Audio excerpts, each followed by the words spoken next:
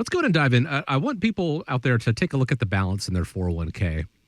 And then I want them to subtract 10%. It probably doesn't feel good. The reason that I said 10% is because that's a normal occurrence in the stock market. On average, a 10% swing happens, once a year or so. And it's actually been close to a year, over 300 days since the last one. We haven't had a pullback in the market, significant pullback in over 4 years. In 2008, which we reference so often here, that's now 17 years ago. Nolan, do you find that people are getting complacent when it comes to protecting their money? And do you think that a stock market crash could be coming this year? It's dangerous to get complacent when you're thinking about the overall markets. In general, we're going to be talking about this at our economic summit. We've got a lot of wealth of information. We're going to dive really deep into this subject. So if you want to find out about what the game plan is for 2025 for positioning your portfolio, go to arhq.com, click on the events tab, and register for either our morning or evening session that we have coming out. We're going to spend about an hour and 15 minutes diving deep into this topic. But let's talk about a couple things right now. First of all, what we have is in January 2025, the Federal Reserve had estimated that there was about only a 29% chance of us heading into a recession. So that number is, drifted lower as some of the economic data that's come out. Could be a positive sign overall if we can avoid that recession. Going back to what they talked about, trying to have a soft landing, maybe that is going to be possible. Number two is the fact that they're cutting interest rates in a non-crisis environment, meaning that there's no 9/11, there's no financial crisis of 2008. They're cutting interest rates proactively, and that could spell good economic growth from companies that could benefit from lower interest rates. The stock market, on the other hand, is at elevated valuations. If you look at something like the Cape-Shiller Index, that would indicate that the values right now are pretty high overall. I think one of the things that you want to do as an investor is, be careful of some of the concentrated risk that you have. Be careful of chasing a hot investment. A lot of times investors will be the last one at the party, and, coming to be the last one at the party can be extremely dangerous. So you want to make sure that you know what you own, the valuations, the price to earnings ratio, trying not to overpay for the different investments that you have, being able to go out there and try to shop for where there are kind of some bargains out on Wall Street. You also, number four, need to realize that if you look at the economic data and you go back a year ago, for many of you who came to our economic event, we had talked about what some of the predictions were in 2024 for the stock market. And they kind of ranged anywhere from people predicting 2024, the market was going to be up 10%, all the way down to some people were predicting the market was going to be negative 10% last year. And we now know, looking back, the market did not only double-digit numbers, it had almost a positive 20% gain. So you've got to kind of throw a lot of the projections out there. And the reason being is unexpected events can shock the stock market. So you want to understand that things can happen and the markets can turn in a hurry. If you think about going back to COVID, and the markets dropped really the fastest I think they've ever dropped in a short amount of time when COVID happened. And all of a sudden, the stock market investor who was feeling pretty good, in January, by March, saw their account values decline in the equities anywhere from, 30 to 40%. If we think about how fast the market declined after the terrible events of 9/11, or if we think about how fast the market went down in the crash of 2008, it's one unexpected event that could come up that could make this market move in the opposite direction. So here's what you need to do. First of all, you want to know what your current risk level is. When we put together the retirement team action plan for you, one of the things that we're going to do is we're going to run an independent portfolio analysis. Within that independent portfolio analysis, we're going to be able to help you analyze exactly what your risk number is.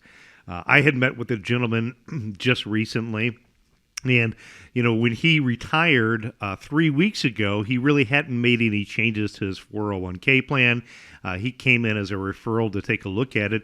And what I found is that he had 85% of his portfolio invested in equities and then 15% in fixed income. And while he was growing and accumulating assets, being growth oriented, especially over the last couple of years, proved to be a great way to boost that nest egg. But now that he's retired and he wants to start pulling income to supplement his Social Security income, he's going to take money out of his, retirement account. A major market loss in the near term could be very dangerous for his situation. So when we did the portfolio analysis, what we had determined is that he had a risk score of 65. And think of that in terms of driving a car at 65 miles an hour. If there's an economic crash, it could be deadly in his situation. But by going through that independent portfolio analysis, he was able to understand what his risk level was. If your risk level is then higher than what you're comfortable with, you might want to consider protecting some of your profits, putting in what I would refer to as a downside risk management system. There's a couple of ways that we could do that. For our situation and looking at Jason's situation, he had income that he was used to when he was working. And so when we looked at what his income was before he retired, and then we looked at what his desired income in retirement time, and you subtract his reliable income sources, both him and his wife's Social Security, there was about a $900 gap. So what we can do is we can take and we can reposition part of the money out of the stock market into an account that's designed to provide income to cover that. And by doing so, what we're able to do is protect that money, get it out of the market, so if and when the stock market goes down, he didn't have to worry about not having that income of the $900 a month. That allowed him to still have a great amount of money invested in the equities, but that money can be invested still more for longer term growth. The third thing you want to do is you want to understand what you own, and you want to understand the purpose of each account. So again, his one account that provides $900 a month is not going to have the same potential of growth as his stock market part of his portfolio. But that bucket of money was designed to provide him and his wife income for really the rest of their lifetime. The other thing that we had talked about is we had talked about the fact that things are going to get more expensive in the future, meaning that, at some point he's probably going to come into the office and say, hey, guys, I need to get a pay raise. And so taking a portion of the money and carving it into a bucket that would be designed at some point in the future to give him a pay raise was another solution. In the long-term care or the long-term growth part of the portfolio, knowing what you own, what we did is we went through a process and, looking at the investment methodology that we use here at the firm, we looked at identifying companies that were cash rich, companies that had low debt, companies that met a certain profit margin, companies that had a competitive advantage, or companies that were needed on a daily basis. And by doing so, it allowed us to selectively identify which companies might be right in his portfolio. So in that case, if and when there is some type of crash that happens, if you know the companies that you own, and if you have money that's not exposed to the stock market risk, instead of going into a crisis situation, it could create a buying opportunity in his situation. Probably makes him feel a lot more comfortable that says, if a crash happens, it's not going to derail my retirement, knowing that I just retired in the last month or so.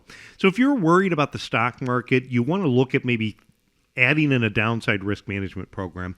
If your advisor hasn't reached out and talked to you in the last year or two, or maybe if you're getting closer to retirement time and you've had a set it and forget it approach, you've not worked with an advisor, but you're within 5 years of retirement, it could be an important time right now while the market is at a record high to run this fire safety drill, get that independent portfolio analysis, and that is one of the things that we can do for you in that retirement team action plan. Or if you want to get more in-depth information about what the economic strategy is for 2025, go online, arhq.com, sign up for one of our economic summits, and we'd love to have you come out and join us at our upcoming meeting. Just click on the events tab over there at arhq.com to find a slew of events that they've got going on, including that economic summit happening in March. You can register for any of those events that work for you, or if those times don't work out for you and you want to just get skip the line, so to speak, and get in front of the team at America's Retirement Headquarters, you can do that by just clicking there right on the website, arhq.com. You can give a call as well, find out more about how much risk you're taking right now and, how to maybe reduce some of that, especially as you get closer and closer to enter into retirement. 419-794-3030. That's 419-794-3030.